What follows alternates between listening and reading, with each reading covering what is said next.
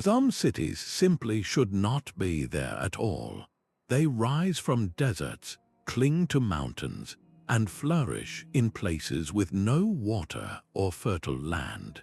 These impossible cities defy every rule of survival, yet they stand as monuments to forgotten genius.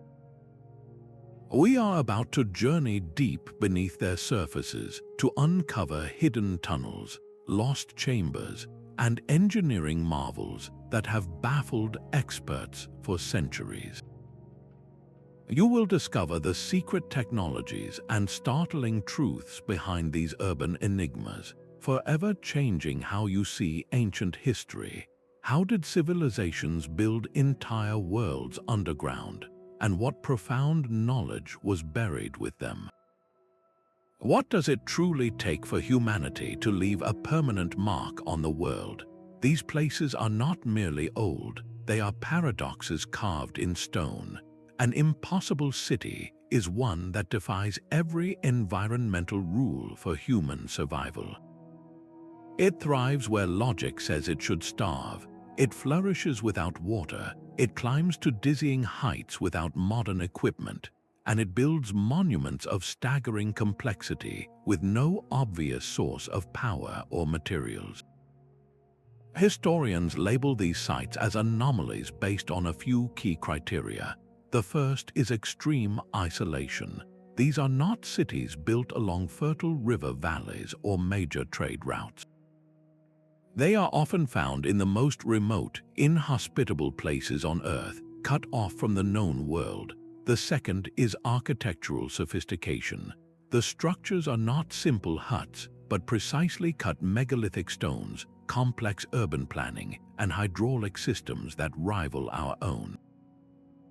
The final and perhaps most baffling criterion is the lack of an obvious means of sustenance. How did thousands of people eat, drink, and defend themselves in a place with no farmland, no reliable water source, and no natural defenses? The answer seems to lie not on the surface but deep below it. These impossible cities share a common set of mysteries. They often feature advanced engineering that we struggle to explain, from moving multi-ton blocks to creating earthquake-resistant foundations. They are frequently aligned with celestial bodies with an accuracy that suggests profound astronomical knowledge, and they are almost always shrouded in local legends that speak of divine builders or star visitors, tales born from the sheer impossibility of their construction. Consider Tiwanaku, high on the Bolivian Altiplano. This city sits at an altitude of over 12,000 feet, a height that leaves modern visitors gasping for air. The air is thin, the ground is hard, and the climate is brutally cold. Yet here, a civilization moved stones weighing more than 100 tons across miles of rugged terrain, fitting them together with such precision that not even a razor blade can slide between the joints. They did this without the wheel, without draft animals, and without iron tools. The builders of Tiwanaku and places like it operated on a level of technological and organizational genius that we are only beginning to comprehend. Their greatest secrets, however, are not in the towering monuments we can see, but in the labyrinthine world they built beneath our feet.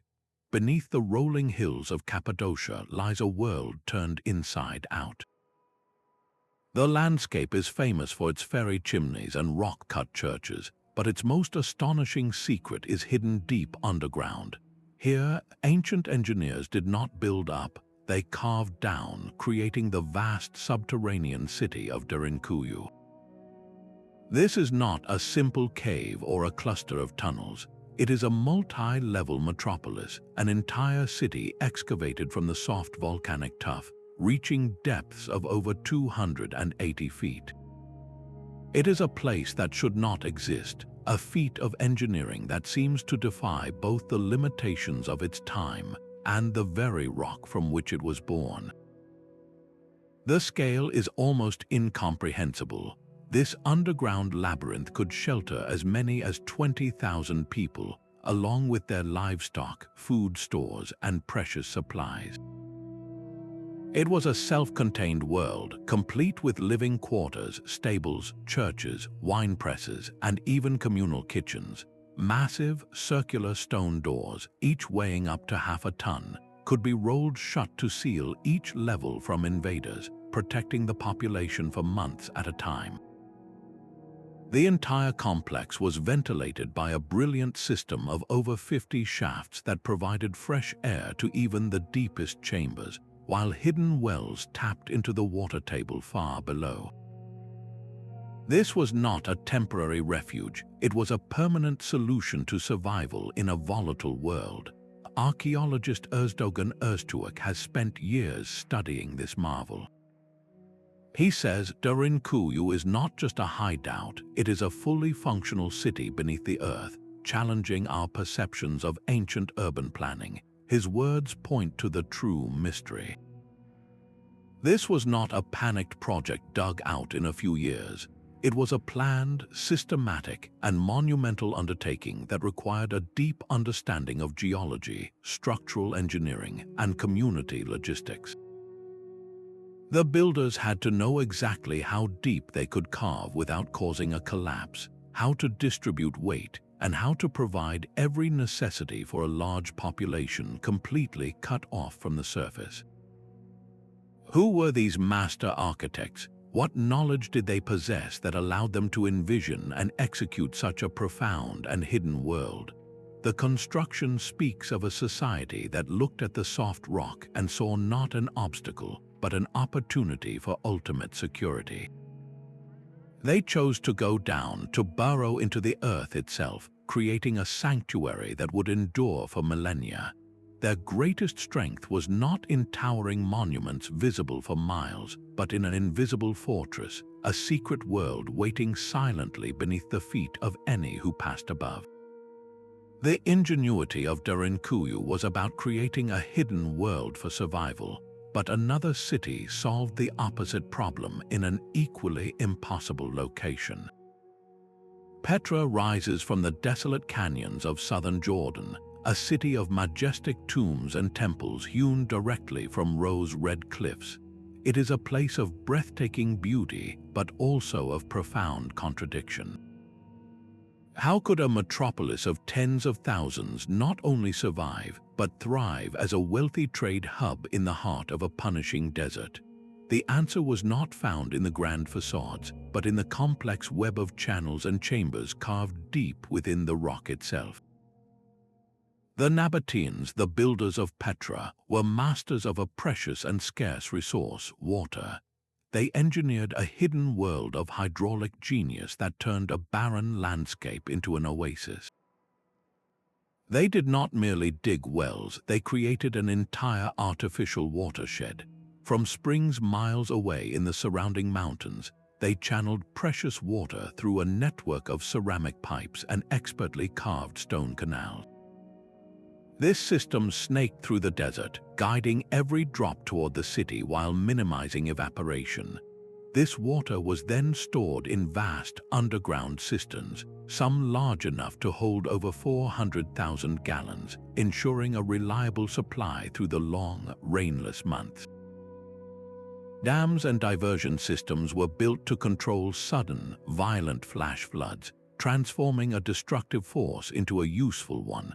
Archaeologist Dr. Lee Ann Bedall's work has revealed how this system was the very lifeblood of the city. It provided drinking water for a massive population, but it also enabled lush garden agriculture and supplied elaborate ritual baths and ornate fountains that symbolized Nabataean wealth and power. Their understanding of hydrology was so advanced that we are still uncovering its full scope. Some tunnels and channels remain uncharted, sealed for centuries, holding the potential for even greater revelations about their lost technological prowess. The Nabataeans did not just find water in the desert, they commanded it, bending the environment to their will with a sophistication that feels almost modern. This mastery forces us to reconsider what ancient civilizations were truly capable of achieving. and what other secrets might still be flowing silently in the dark, just waiting to be rediscovered. While the Nabataeans mastered water, another civilization sought something far more profound beneath the earth. The silent ruins of Teotihuacan hold a secret that runs far deeper than its massive pyramids. Under the stone-paved Avenue of the Dead and the towering Pyramid of the Sun, a hidden world of tunnels and chambers lies in wait, a dark mirror to the city above. This subterranean labyrinth was not built for survival or storage, but for something far more powerful, a connection to the sacred. For decades, the true extent of this underworld was pure speculation, the stuff of local legend. That changed when a torrential rainstorm opened a small sinkhole near the base of the Feathered Serpent Pyramid. Archaeologist Sergio Gomez took the daring step of lowering himself into that narrow opening, finding himself not in a simple cave, but at the entrance of a man-made tunnel sealed for over 2,000 years. His team's subsequent exploration, aided by ground-penetrating radar, revealed an astonishingly complex and deliberate construction. The tunnels stretched for hundreds of feet, descending deep into the bedrock and ending in a series of chambers filled with a breathtaking array of artifacts. They discovered sculptures, jewelry, seeds, animal bones, and even pools of liquid mercury, a substance so rare and mystical it was believed to represent a river or lake of the underworld.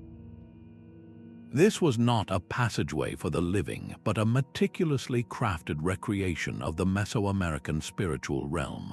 Researcher Sergio Gomez describes it best, saying, "These tunnels were not just passages, they were sacred spaces, gateways to the spiritual realm."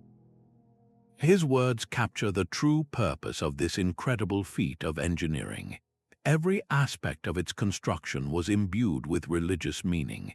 The alignment of the tunnels corresponds with celestial events, suggesting they may have also functioned as a kind of underground astronomical observatory, tracking the movement of stars from the depths of the Earth. The sheer effort required to excavate this network, often through solid rock with only stone tools and fire, is staggering. It speaks of a society so driven by its beliefs that it would move mountains, or rather, tunnel through them, to create a physical path to the gods.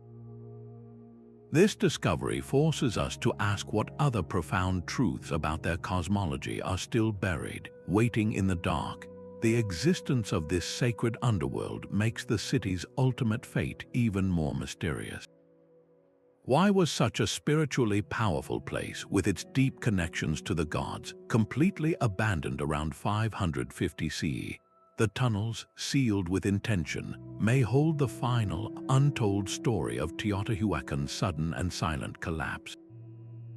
Derinkuyu was merely the beginning of the story. Cappadocia's underground realm extends far beyond that single city, a sprawling network of more than 200 subterranean settlements hidden beneath the Anatolian plains. This was not one refuge but an entire civilization living in reverse, its world carved from the soft volcanic rock. Cities like Kamakli and Urscanak spread out over multiple levels, connected to each other by miles of tunnels wide enough for 3 people to walk abreast. They formed a secret, interconnected society thriving completely out of sight. Within these depths, you would find every facet of above-ground life meticulously recreated below. There were not just simple rooms, but entire neighborhoods with homes, stables for livestock, churches with crosses carved into the walls, intricate wineries for producing wine, and even secure chambers that functioned as prisons. Every detail was designed for long-term survival and community order. The security measures were brilliant. Heavy, circular stone doors, each weighing nearly half a ton, could be rolled shut to block passageways, sealing entire sectors from any threat. Ventilation was provided by ingeniously designed shafts that reached all the way to the surface, bringing fresh air hundreds of feet down to the lowest chambers without betraying their location.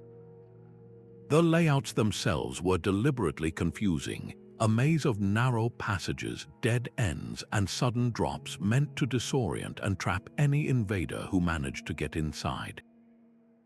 While historians widely believe early Christians expanded and used these cities as hiding places during periods of Roman persecution, their true origins are far older and shrouded in mystery. The initial excavation may date back to the Hittites over 3,000 years ago, suggesting these underground worlds were refined over countless generations. Geologist Dr. Murat Erziavaz has studied the sheer volume of excavated material. He states, "The scale of excavation suggests generations of labor, yet we have only mapped a fraction of these networks." His observation points to a staggering truth. We have only seen a small part of this hidden world. Vast sections remain unexplored, their tunnels blocked by ancient collapses or deliberately sealed, protecting secrets that have been buried for millennia. This vast underground civilization forces us to completely rethink ancient life. It shows a people who, faced with extreme necessity, did not just adapt to their environment, they inverted it. They chose to move inward and downward, driven by an innovative spirit that turned soft rock into the ultimate fortress. The depth of their achievement makes you wonder what other entire worlds, just as complex and just as forgotten, might still lie buried in similar regions across the globe, waiting silently in the dark for their story to be told. Legends spoke of a golden city, but the sea kept its secret for millennia. Off the coast of Gujarat, India, the waves hide one of the greatest archaeological mysteries of all time, the sunken city of Dwarka. Ancient Hindu texts like the Mahabharata and the Puranas describe it in vivid detail as the magnificent kingdom of Lord Krishna, a city of unparalleled splendor with 70,000 palaces made of gold, silver, and precious stones. The scriptures tell a dramatic conclusion that after Krishna's departure from the world, the entire city was swallowed by the sea. For centuries, this was considered a beautiful myth, a symbolic story rather than a historical account. Then the divers went down. Marine archaeologists exploring the Gulf of Cambay began to bring up evidence that would blur the line between legend and reality. From the seabed, they recovered pottery, beads, sculpture fragments, and construction materials. Most astonishingly, carbon dating placed these artifacts at around 1,500 BCE, a date that aligns perfectly with the traditional timeline of Krishna's era.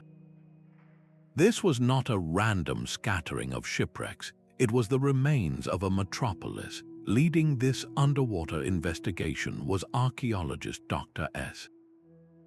R. Rao. His teams used sonar imaging to map the seafloor, and the scans revealed structures that should not exist.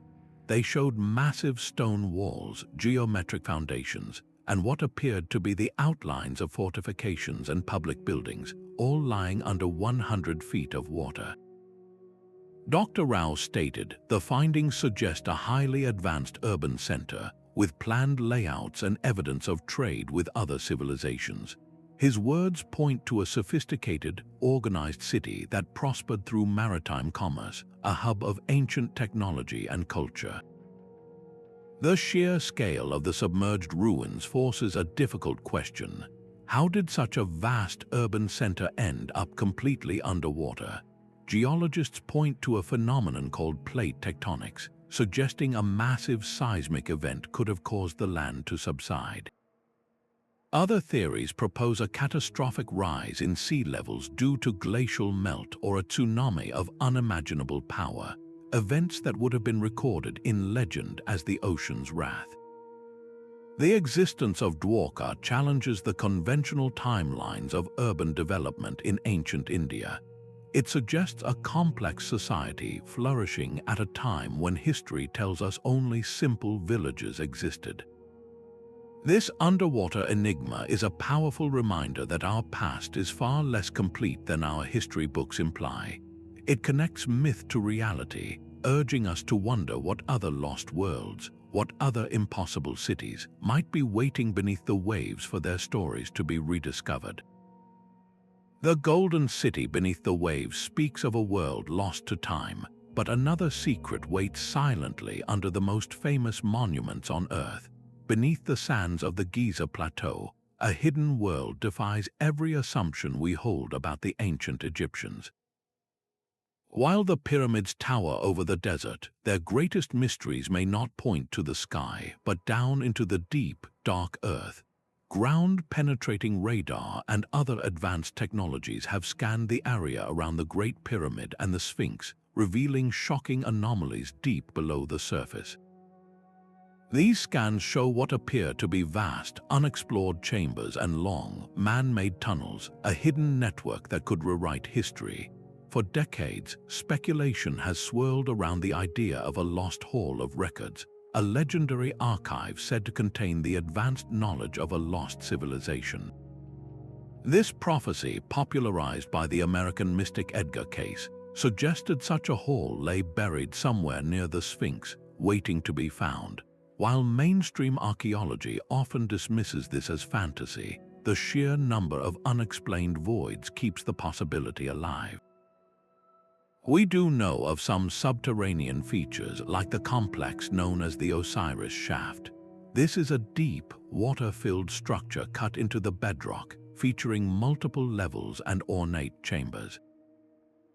Its purpose remains one of Egypt's enduring enigmas.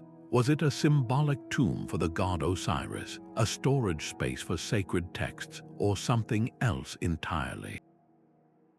More recent discoveries have only added to the intrigue. Advanced cosmic ray imaging has detected a significant void, a large empty space located near the king's chamber in the Great Pyramid.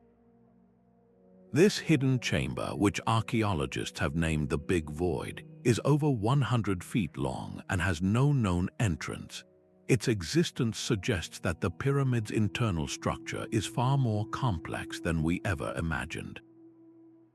What could it contain? The tools used to build the monument, sacred offerings, or perhaps something that would completely alter our understanding of its purpose? Some researchers propose these underground networks were not for storage, but for ritual.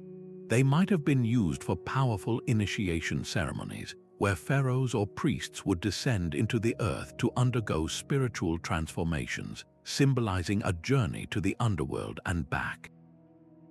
Other theories, based on acoustic and geological studies, suggest the specific limestone bedrock and the layout of the tunnels could have been designed to channel natural earth energies, turning the entire plateau into a massive power plant or a spiritual battery.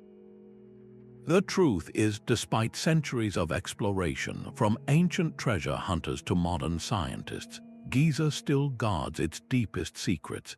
Every time we think we have it figured out, the sand shifts, and a new doorway to the past appears, inviting us to reconsider the true and perhaps lost genius of its builders.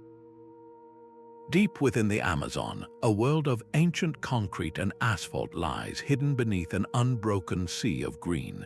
For centuries, the prevailing belief was that the Amazon rainforest was a pristine wilderness, only sparsely populated by small, nomadic tribes.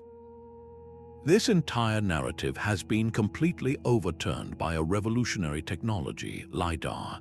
By firing laser pulses from aircraft and measuring their return, archaeologists can effectively peel back the dense canopy to map the ground below, revealing a hidden topography of human achievement. What they found was not a few scattered villages, but the remains of vast, interconnected urban networks. One of the most significant of these rediscovered places is Tiwanaku in Brazil. The LiDAR maps show a sprawling complex of straight, wide roads connecting ceremonial plazas, residential areas, and intricate agricultural systems. This was a planned landscape, a testament to sophisticated engineering and social organization on a scale no one thought possible in this environment. Archaeologist Michael Heckenberger, who has dedicated his career to these sites, confirms their significance, stating, "These were not primitive villages but complex societies with populations in the tens of thousands." Their survival in such a challenging ecosystem was a masterpiece of adaptation. They could not simply clear the land for farming, as the rainforest soil is notoriously thin and nutrient-poor. Instead, they created vast areas of raised fields, mounds of earth enriched with charcoal, and waste to create fertile, well-drained soil perfect for growing crops. This technique, known as terra preta or black earth, is so productive that patches of it remain fertile centuries later. Their water management was equally advanced. They constructed canals and reservoirs to control flooding, provide fish, and transport goods, turning the water-rich environment from an obstacle into an asset.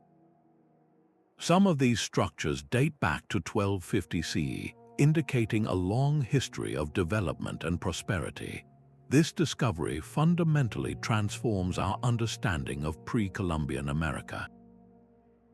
It reveals the Amazon not as an untouched wilderness, but as a cradle of civilization, a hub of innovation and social complexity that thrived for centuries.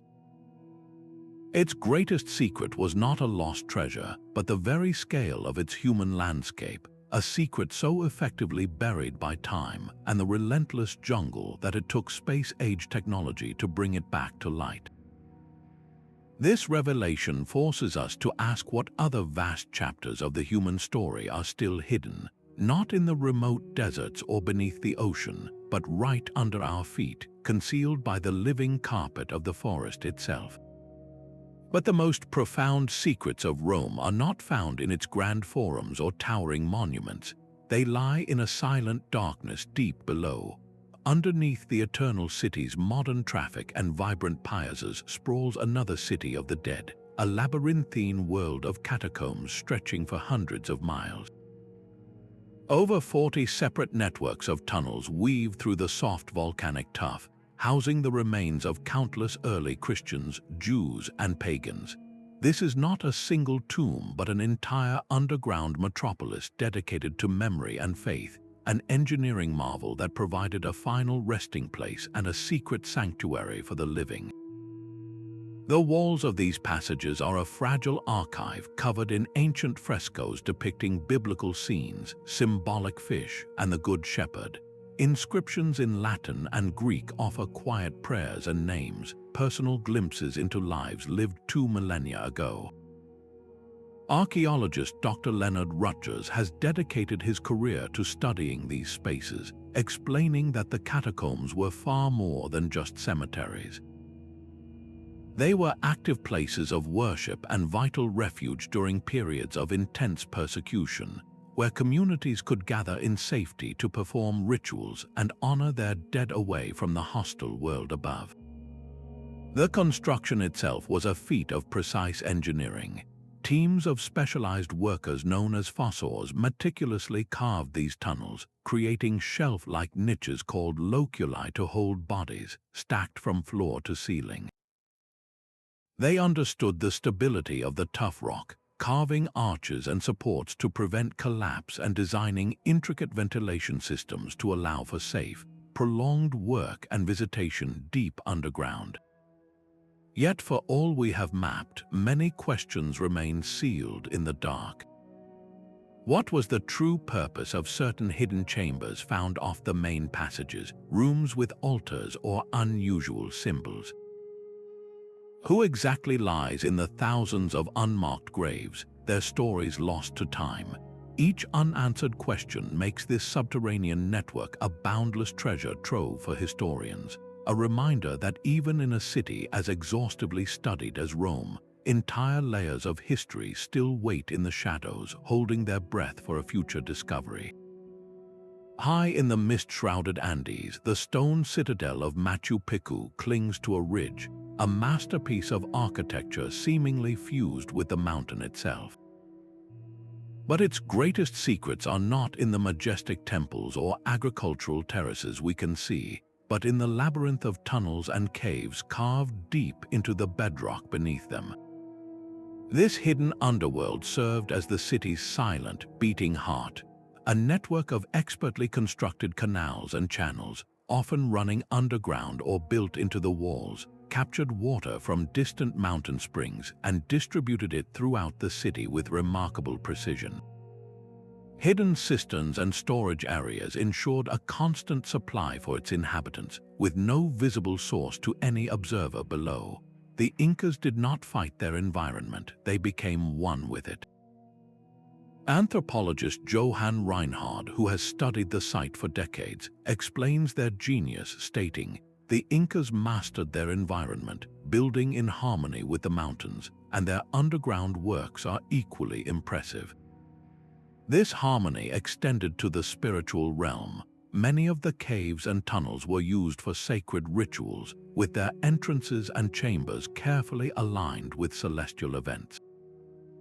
During solstices, shafts of sunlight would penetrate deep into these passages, illuminating specific altars or carvings in a dramatic display of astronomical knowledge.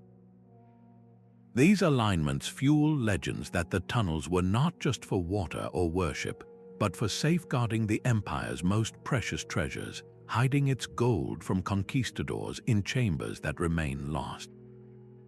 The mystery deepened recently with the discovery of a sealed entrance near the Temple of the Sun, suggesting a potential gateway to a much larger network.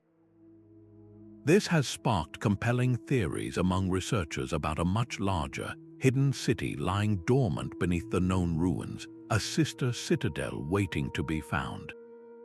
If such a place exists, it could hold the ultimate answer to the site's enduring enigma, explaining why this perfectly engineered city was abandoned so suddenly and what profound secrets its builders chose to bury with it, forever guarding their legacy within the mountain.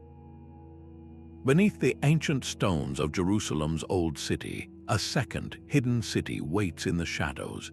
This is not a world of myth, but a tangible labyrinth of history carved directly into the bedrock, a multi-layered archive of survival and faith spanning 3,000 years. While pilgrims walk the streets above, archaeologists like Dr. Eilat Mazar uncover the foundations of that history, revealing royal palaces, secret escape routes, and engineering marvels that have defied time. The most famous of these subterranean passages are the Western Wall tunnels, which travel far beyond the visible prayer plaza to expose the monumental foundation stones of the Second Temple itself. Here you can literally touch the colossal, perfectly cut blocks put in place by King Herod's engineers, feeling the immense weight of history beneath your fingertips. But this was more than just construction. It was a statement of permanence etched into the earth. Just as impressive is Hezekiah's tunnel, a breathtaking feat of 8th century BC engineering. Facing an imminent Assyrian siege, King Hezekiah ordered the digging of a tunnel over 1,700 feet long to divert the water of the Gihon Spring into the fortified city walls.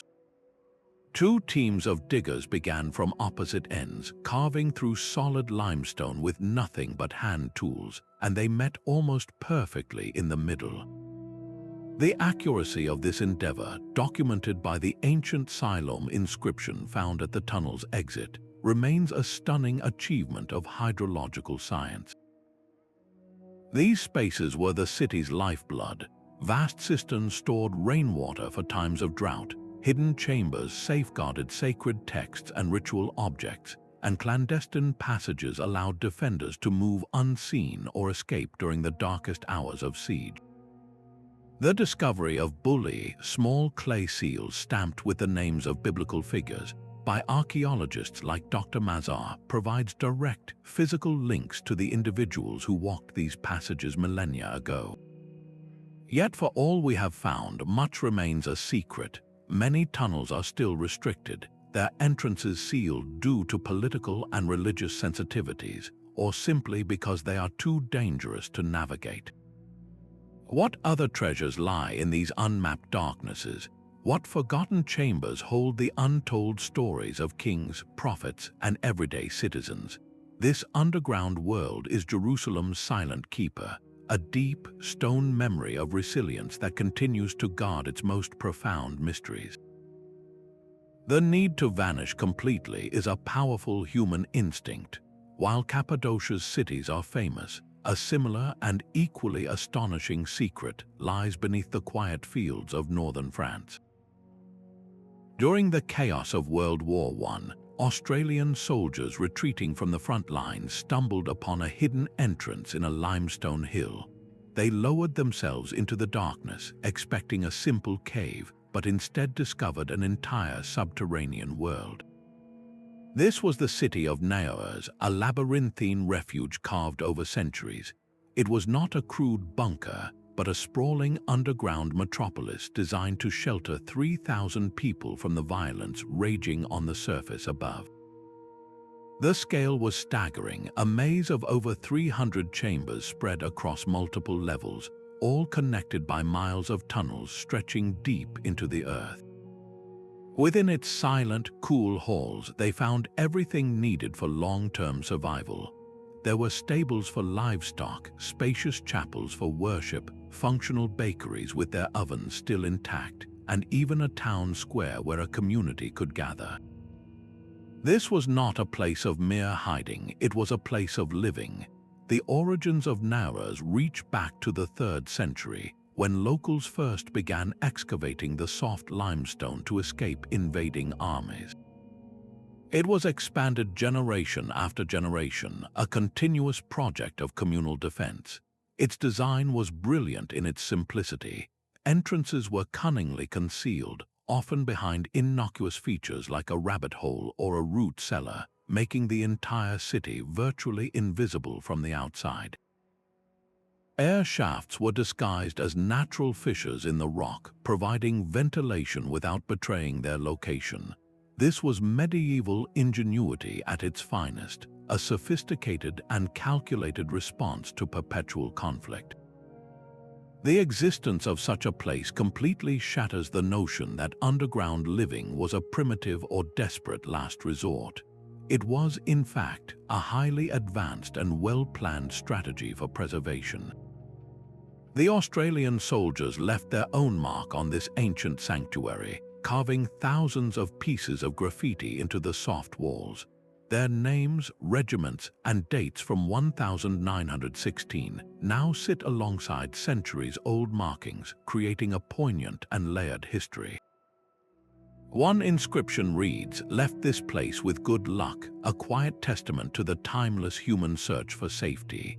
Naos stands as a powerful reminder that when the world above becomes too dangerous, humanity's oldest and most reliable sanctuary has always been the earth itself. The soil of Hisarlik holds more than just the memory of a single war. For centuries, the site of ancient Troy was thought to be a legend, a place born from Homer's epic poetry. But the spade revealed a far grander and more complex reality. This is not one city, but 9, each built upon the ruins of the last, creating a towering hill of history that descends nearly 50 feet into the earth. Each layer is a time capsule, a complete city frozen in a moment of collapse and rebirth, from the first early Bronze Age settlement to the grand Roman city of Ilium.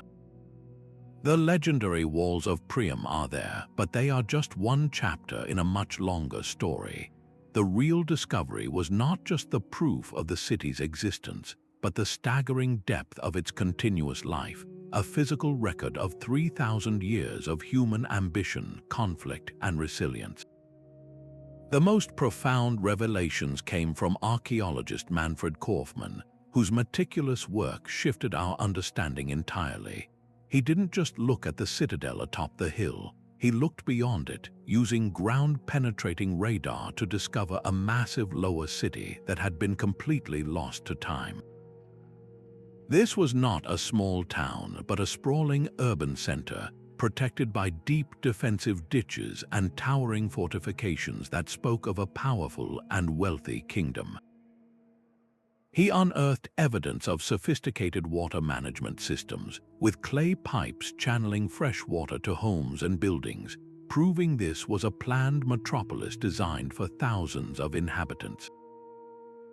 This hidden infrastructure beneath the surface completely rewrote the story of Troy, transforming it from a mythical fortress into a tangible, advanced Anatolian power. What secrets do these unexplored tunnels and chambers still hold? Some passages are believed to be escape routes for defenders during sieges, while others may have been used for secret religious ceremonies or to store treasures away from invading armies. The discovery of a magnificent hoard of gold jewelry known as Priam's treasure hints at the wealth that was successfully hidden and lost for millennia. With each new excavation, archaeologists peel back another layer, finding artifacts from the Hittite Empire, the Mycenaean Greeks, and beyond. This stratification is a unique window into the very rhythm of civilization, how cities rise, fall, and are literally built upon the lessons of the past. The full story of Troy is not yet written because its deepest, most foundational layers still guard their mysteries in the silent dark. Herod the Great's most profound statements of power were not built upward, but carved downward into the very rock of the Judean desert. In places like the fortress palace of Herodium and the mountain stronghold of Masada, he commissioned vast underground complexes that served as both luxurious retreats and impenetrable redoubts. These were not simple caves or cellars. They were subterranean palaces, feats of Roman-era engineering designed to defy sieges, control resources, and project an image of invincibility. At Masada, enormous water cisterns were carved into the cliffside, capable of holding millions of gallons of rainwater to sustain a community for years. Herodium featured intricate tunnel systems for secret escape, lavish ritual baths for purification, and hidden chambers likely used to safeguard royal treasures and scrolls. Historian Ehud-Netzer, who dedicated his life to excavating these sites, captured their dual nature perfectly. He stated, Herod's buildings were not just fortresses, they were symbols of power with underground spaces designed for both practicality and spectacle. Every chiseled corridor and vaulted chamber was a calculated display of control over both man and nature. Recent excavations continue to prove that these sites are far from fully understood. Ground-penetrating radar and careful clearing of rubble have revealed previously unknown tunnels snaking beneath Herodium and unexpected rooms whose purpose remains a subject of intense debate. Were some of these sealed spaces secret meeting rooms for political intrigue? Could others, with their precise alignments and openings to the sky, have functioned as underground astronomical observatories, allowing Herod scholars to track the stars from a cool, concealed vantage point? These ongoing discoveries highlight a crucial truth. Even the most well-studied ancient sites still hold surprises, reminding us that the full story of a ruler's ambition is often buried in the deepest, darkest places he could build.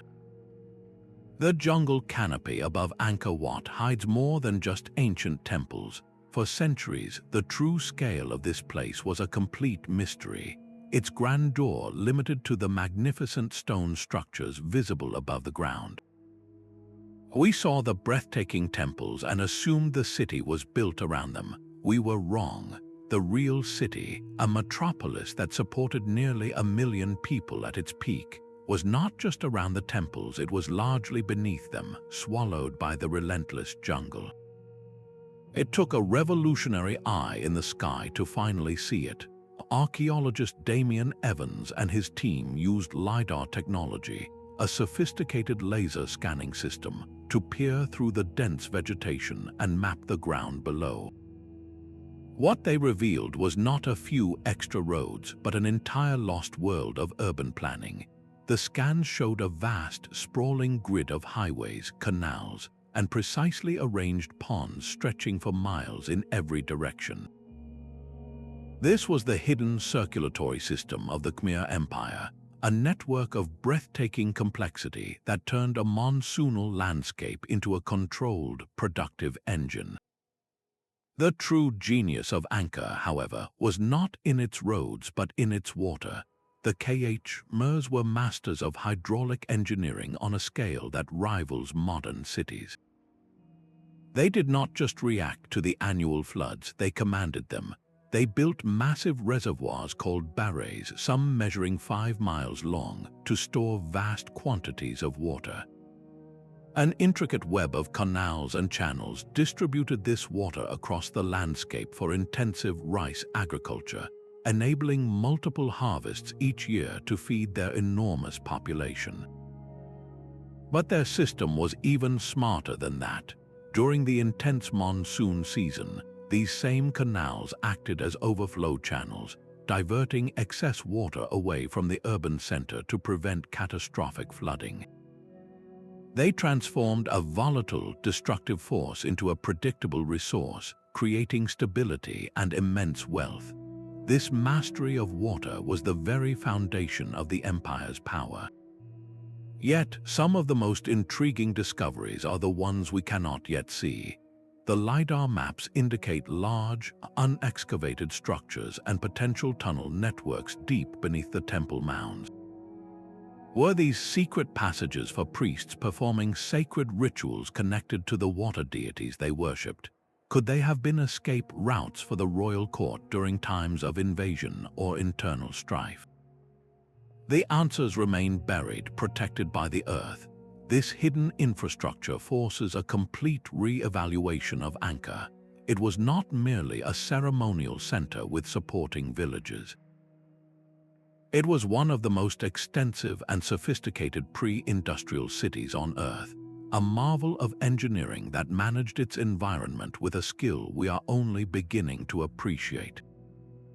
The greatest testament to its builders is not the stone that has endured, but the invisible, watery world they designed below it, a system so effective that its outlines are still etched into the land, waiting for us to finally understand. Deep beneath the emerald canopy of the Yucatan rainforest, the true heart of Maya civilization beats in absolute darkness. This was not a world built from stone blocks, but one sculpted from the very limestone bones of the earth itself. The Maya saw the sprawling cave systems and deep, water-filled sinkholes known as cenotes not as empty holes, but as sacred portals to Xibalba, the terrifying and creative realm of the underworld. To understand their genius, you must leave the sunlit pyramids behind and descend into the damp, silent chambers where their most profound rituals unfolded. In caves like Balankanch, you can still see the offerings exactly as they were left over 1,000 years ago.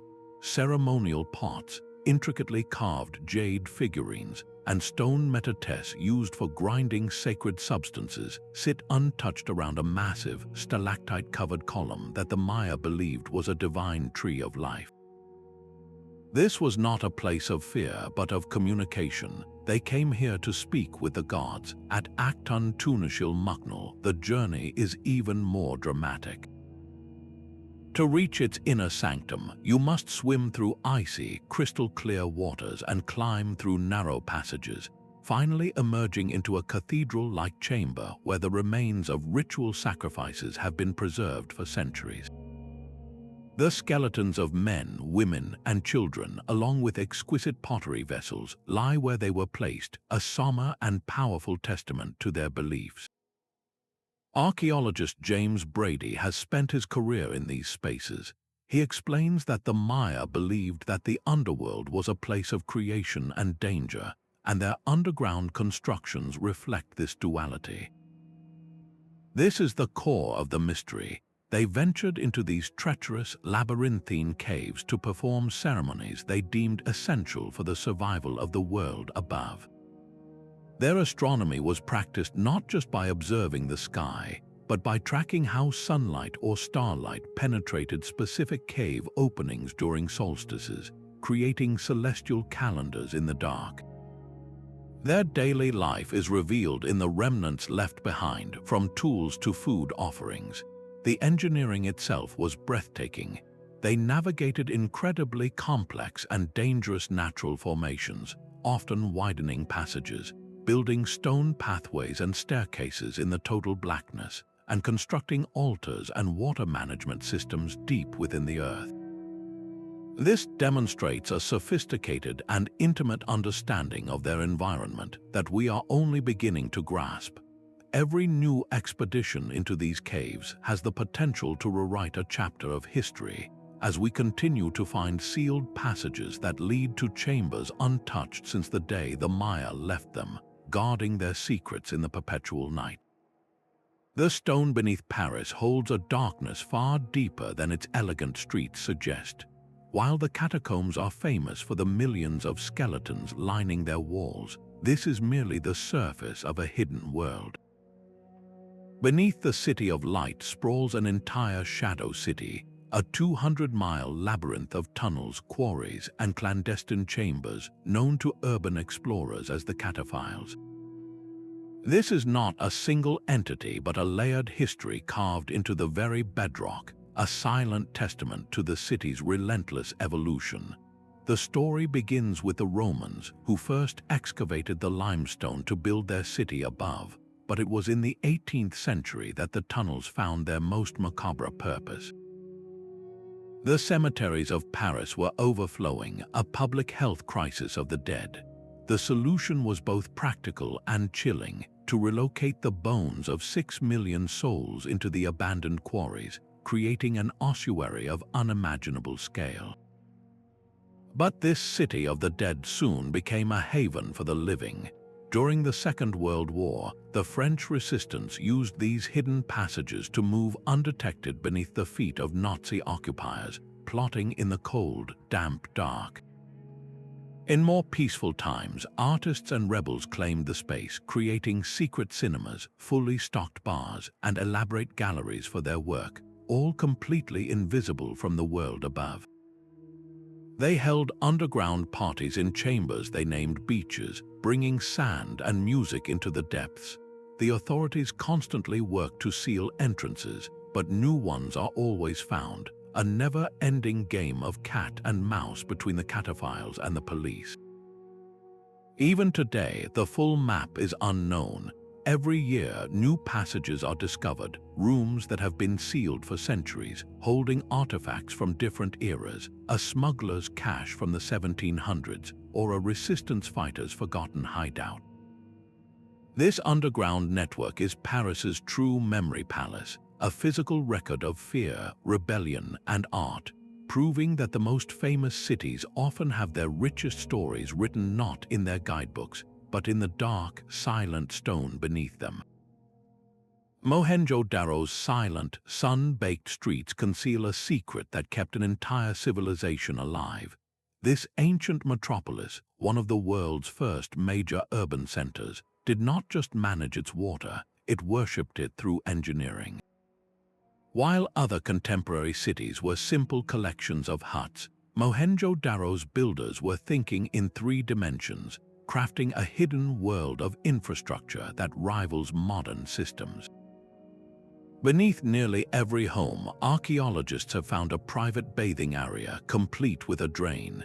These were not crude holes in the ground, but part of a meticulously planned, city-wide network of baked brick tunnels that carried waste away from the population.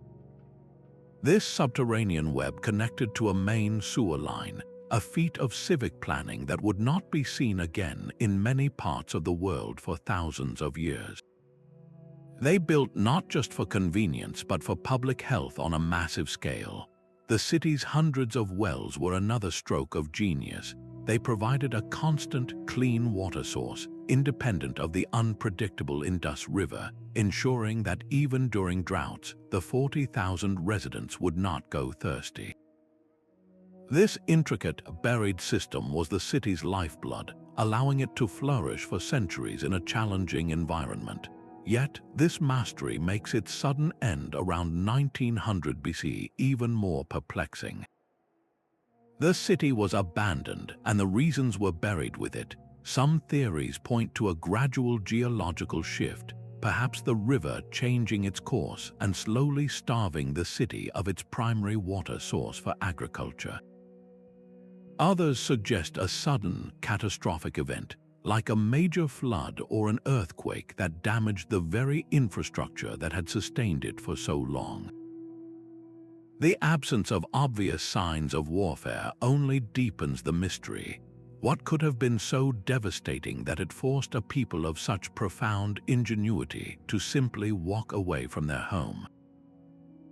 The answer likely lies in the 80% of the city that remains unexcavated, protected by the same silt that once threatened it. Every untouched layer holds the potential to rewrite our understanding of this enigmatic culture, waiting for the day we can safely uncover the final chapter of the world's first underground engineers. This same instinct to burrow for survival echoed far beyond the borders of Turkey. The soft, carvable rock of Cappadocia was not a unique geological gift, and neither was the human ingenuity it inspired. Scattered across the arid landscapes of Iran and Afghanistan, hidden beneath unassuming hills, lie other underground metropolises that tell a parallel story of resilience.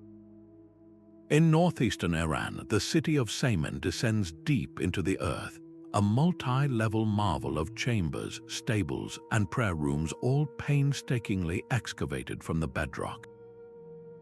Like its Turkish cousins, it was designed for complete self-sufficiency, a place where entire communities could vanish from sight to escape the ravages of Mongol armies or the brutal extremes of the desert climate. But these were not mere copies. Each of these subterranean refuges bears the distinct cultural fingerprint of its builders. The layouts, the decorative elements, and even the specific defensive features were adapted to local threats and traditions, with some sites like Sunken dating back to pre-Islamic times, holding whispers of Zoroastrian and even older customs within their silent walls. The true scale of this hidden world is only now coming to light. Archaeologists using ground-penetrating radar and careful excavation are discovering that these were not isolated strongholds. They were often nodes in a vast, secret network, connected by long, camouflaged tunnels that allowed for movement and communication between settlements, creating an entire underground civilization spread across the region. This reveals a profound truth. The drive to dig down was not an anomaly confined to one place. It was a universal human response to a dangerous world, a shared stroke of genius that emerged independently wherever the rock was soft and the threat was great. From the high plains of Turkey to the deserts of Persia, humanity's oldest and most reliable fortress has always been the earth itself, a silent testament to our enduring will to persist against any odds. The silent gaze of the Moai statues has always told only half the story. For centuries, their stone faces have dominated the narrative of Easter Island, symbols of a mysterious culture that seemingly collapsed under the weight of its own ambition. But the true secrets of Rapa Nui do not stand in the open air. They are buried in the dark, volcanic earth beneath them. Recent excavations have peeled back the grassy surface to reveal a hidden world of caves and tunnels known as Ona Kionga. These are not random holes, but carefully constructed subterranean spaces that served as burial chambers, storage rooms, and sacred sites for ritual. Within their cool, protected interiors, archaeologists have found a treasure trove of artifacts that completely reshape our understanding of daily life on this remote island. They have unearthed delicate bone fishhooks, stone tools, and precious obsidian blades, each object a silent testament to a complex and adaptable society. Leading this research is archaeologist Dr. Terry Hunt, whose work has been pivotal in rewriting the island's history.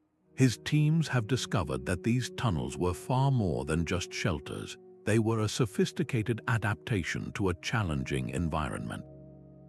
Some passages lead to hidden gardens where the Rapa Nui cultivated crops in protected pockets of soil, safe from the strong winds that sweep across the island.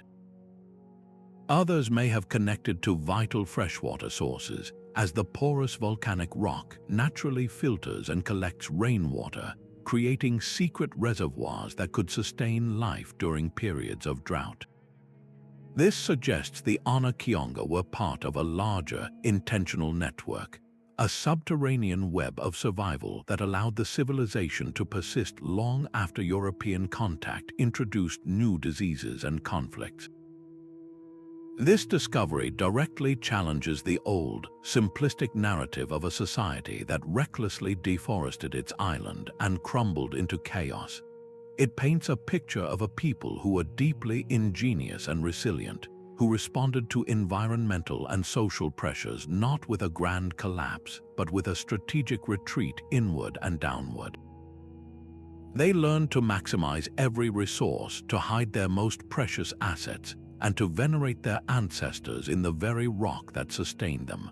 The true mystery of Easter Island is no longer just how they moved the massive statues, but how they mastered the hidden world beneath their feet, creating a legacy of adaptation that was so effective, it remained almost invisible for centuries. The glittering domes of Samarkand told only half the story of the Silk Road's success. For every merchant's palace that rose toward the sun, a hidden world of tunnels and chambers stretched deep beneath the sand, a subterranean network that was the true engine of transcontinental trade. These buried cities were not accidental. They were masterpieces of intentional design, built to defy the desert's two greatest threats, bandits and drought. Caravanserais on the surface offered rest, but it was their vast underground storage cellars, hidden escape routes, and secret workshops that provided the security needed to make the long journey worthwhile. A caravan arriving from China could unload its priceless silks and spices into these cool, protected vaults, safe from both the scorching sun and the raiding parties that stalked the trade routes above. This was a world of shadow and stone, where the fate of empires was secured not in grand markets, but in the silent, dark spaces below them. The most brilliant innovation, however, was not for storing treasure, but for creating life itself. In the arid expanses around oasis cities like Bukhara, engineers constructed vast underground water systems called karez.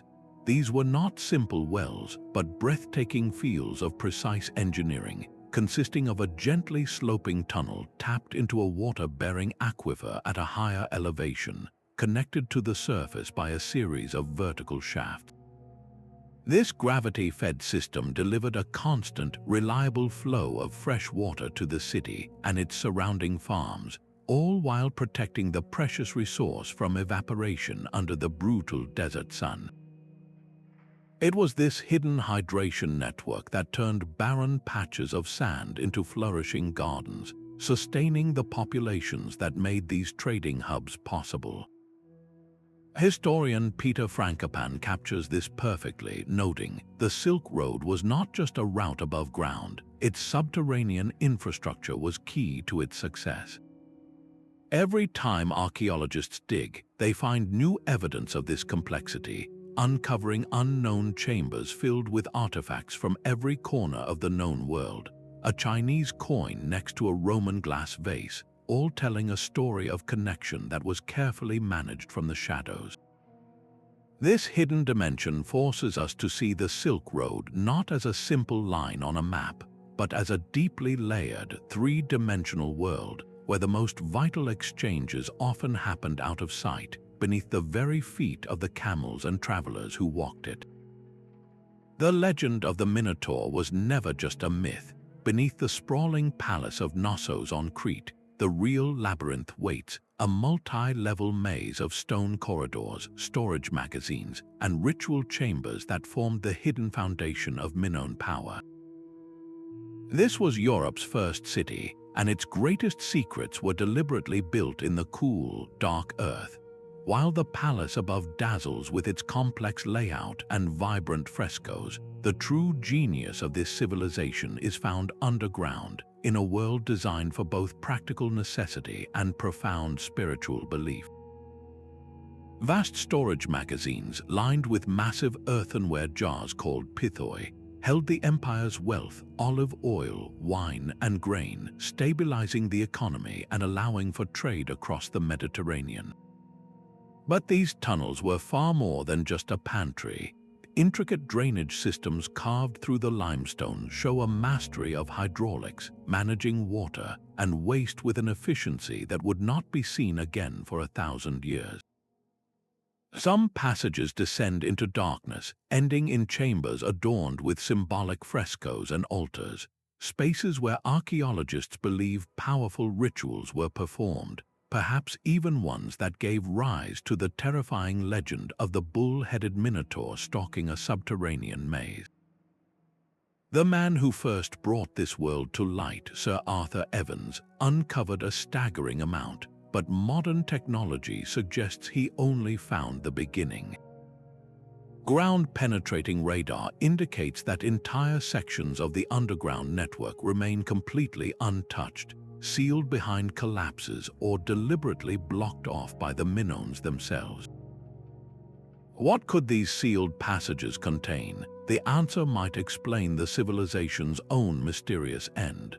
Around 1450 BCE, a cataclysmic event, likely the volcanic eruption of Thera combined with a devastating earthquake and tsunami, may have crippled Knossos. Did they seal their most sacred treasures and knowledge underground in a final, desperate act of preservation? The urgency to find out grows with each passing year, as modern construction and environmental pressures threaten these fragile, unexplored spaces. The hidden world of Knossos is a puzzle box buried for 3,500 years, and we may have only just found the first key. Stone walls curve against the African sky, the silent remains of a kingdom built on gold. Great Zimbabwe's towering enclosures have long captured the world's imagination, but their true secret lies in the labyrinth of tunnels and chambers hidden deep beneath the stonework. This was the heart of a wealthy trading empire that flourished between the 11th and 15th centuries, a hub of commerce and power whose deepest foundations have never been fully seen. While the grand ruins above ground speak of royalty and ceremony, the subterranean world hints at the practical genius that sustained it all. These hidden passages were likely used for secure storage of the gold, ivory, and exotic goods that made the kingdom rich, protecting its wealth from rival states. Other chambers, cool and secluded, may have been reserved for sacred rituals connecting the rulers to their ancestors and the spiritual realm. There are also hints of narrow, concealed escape routes, allowing the elite to vanish in times of crisis, disappearing from their palaces into the earth itself. For decades, colonial narratives refused to believe Africans could have engineered such a complex city, attributing it to foreign builders. The existence of this sophisticated underground infrastructure completely shatters those racist myths, proving the Shona people were master architects of both the visible and the invisible. Modern archaeologists are now using ground-penetrating radar and other non-invasive technologies to finally map this buried network without disturbing it. Their scans reveal voids and anomalies suggesting a much larger subterranean layout than anyone previously suspected, a shadow city waiting to be understood. Some researchers theorize that certain tunnels could have been aligned with celestial events, turning the entire city into a vast astronomical instrument. What treasures of knowledge, what artifacts of a lost kingdom, might still be sealed in those dark, silent chambers? Each new survey peels back another layer of misconception, inviting us to completely reconsider the scale and sophistication of ancient African civilizations. The stone terraces of Persepolis were an empire's promise carved into a mountainside. This ceremonial capital of the Achaemenid Persians was designed to awe every visitor with its scale and splendor, a testament to the power of kings like Darius and Xerxes. But the true source of that power was not in the towering columns or the magnificent reliefs we can see today.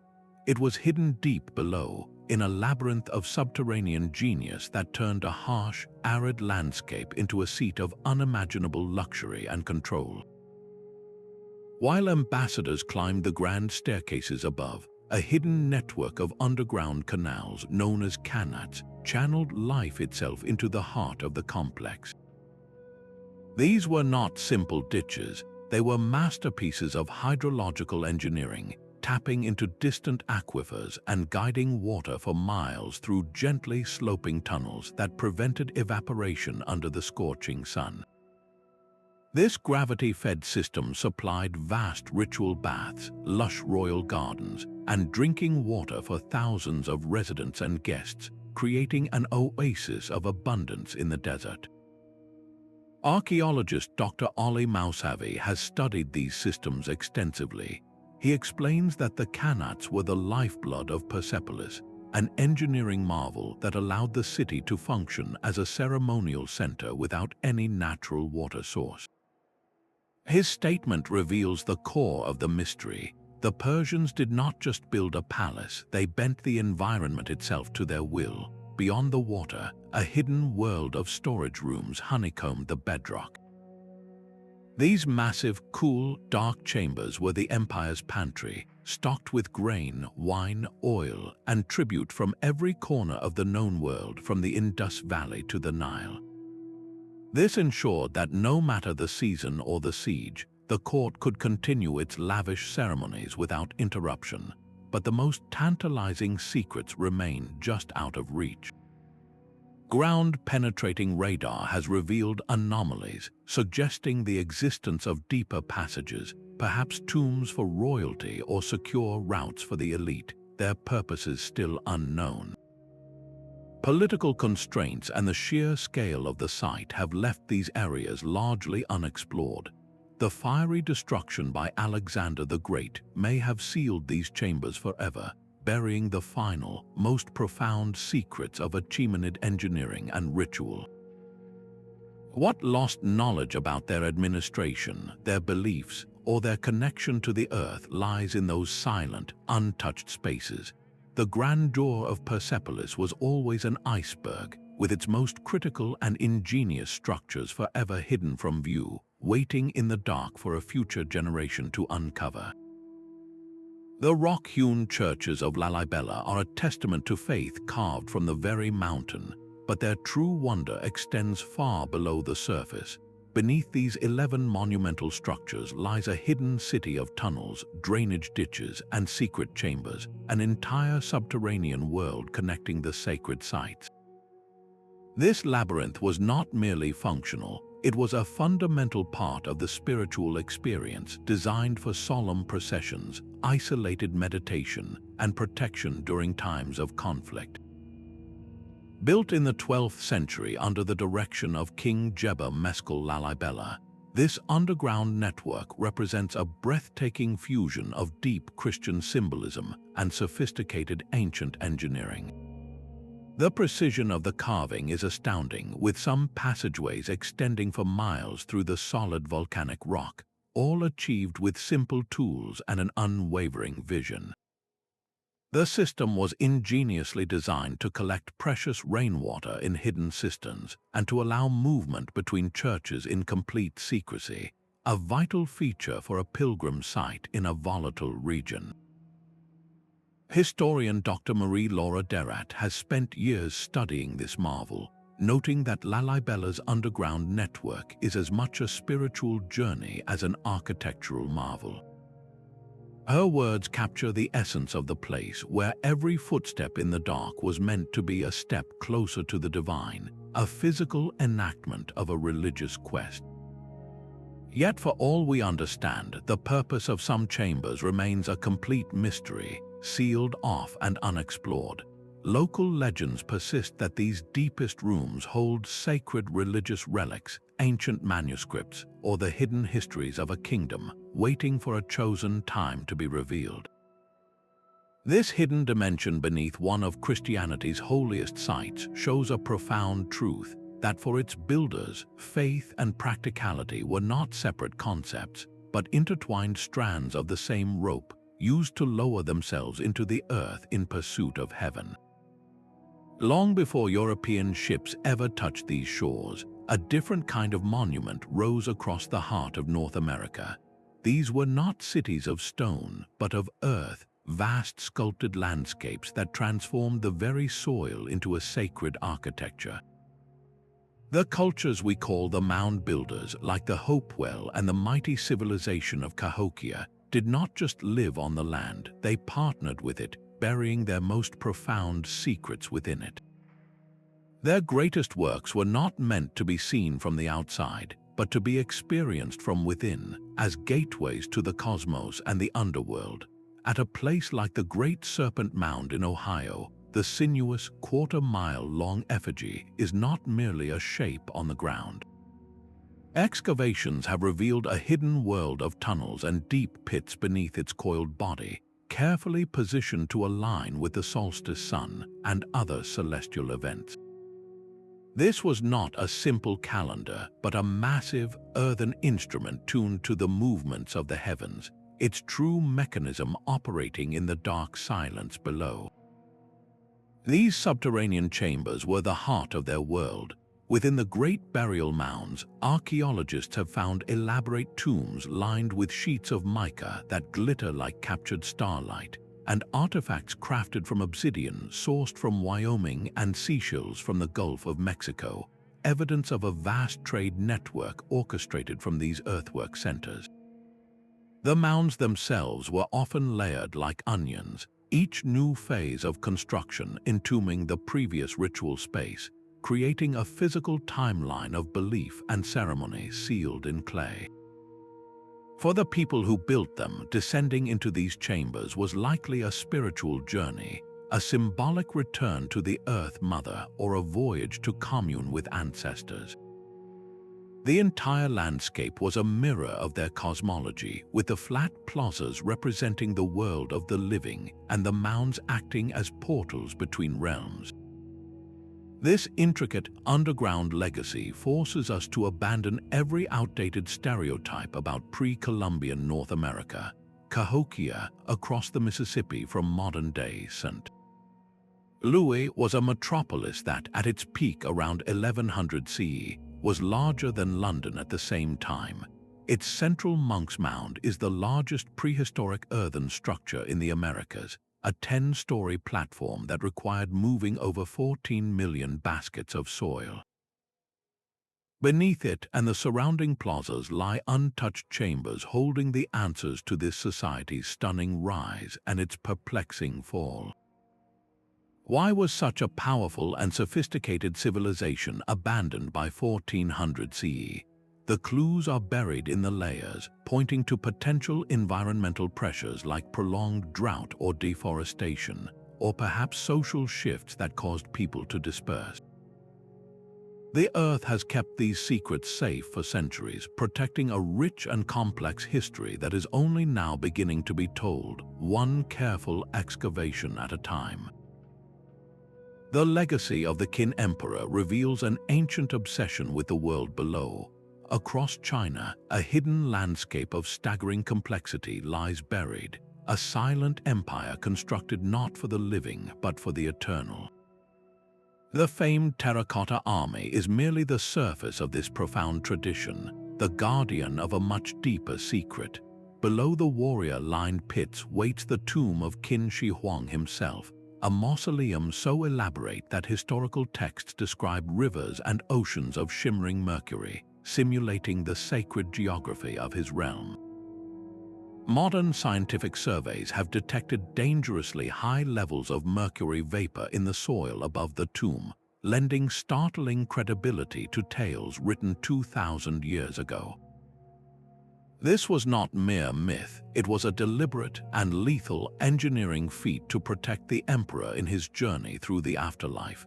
The entire complex is a monumental declaration that true power does not end with death, but continues in a meticulously crafted underworld. This philosophy of building downward extended far beyond tombs for the elite. In places like Linfen, entire cities were carved into the earth, designed not for the dead, but for the living seeking refuge from war. These were not simple bunkers, but multi-level metropolises complete with homes, temples, granaries, and intricate ventilation shafts that reached hundreds of feet down. They were engineered with a brilliant understanding of survival, featuring hidden wells, cleverly disguised entrances, and booby-trapped corridors to thwart any invader who discovered them.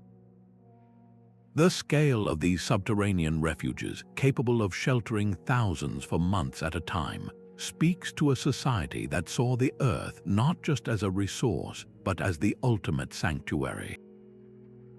Archaeologist Zhu Weihong has spent a career studying these spaces. She states, China's underground world is a mirror of its above-ground civilization, full of mysteries waiting to be solved. Her words capture the essence of this hidden history: the elaborate decorations found in royal tombs, the precise astronomical alignments of burial chambers, and the sophisticated hydraulic systems controlling symbolic mercury rivers all perfectly reflect the power, beliefs, and technological prowess of the dynasties that built them. They invested an unimaginable portion of their wealth and labor into the unseen, believing that securing their legacy and ensuring their comfort in the next world was just as important as building palaces in this one. With modern tools like ground-penetrating radar, we are only beginning to map the true extent of this buried civilization, each scan revealing another chamber, another tunnel, another enigma waiting in the dark for its story to be told. The echoes of these buried worlds remind us that history is not a single story written on the surface, but a layered text waiting to be read in the dark. Our journey through these impossible cities reveals a profound truth about human ingenuity, a timeless drive to overcome the impossible by looking beyond the obvious. From the sacred tunnels of Teotihuacan to the hidden waterways of Petra, these civilizations did not just adapt to their harsh environments, they redefined them. They turned rock into refuge, desert into oasis, and barren earth into a canvas for their deepest spiritual beliefs. Each discovery peels back another layer of our past, forcing us to reconsider the timeline of human achievement and the very definition of innovation. These are not just ruins, they are lessons in resilience, testaments to a forgotten genius that calls us to look deeper in our own world, to question what we think we know, and to wonder what other magnificent secrets still sleep beneath the soil. If this journey into the depths has ignited your curiosity, share which of these hidden worlds captivated you most in the comments. Be sure to subscribe for our next exploration into history's greatest puzzles. The next great discovery is always waiting, often hidden just beneath our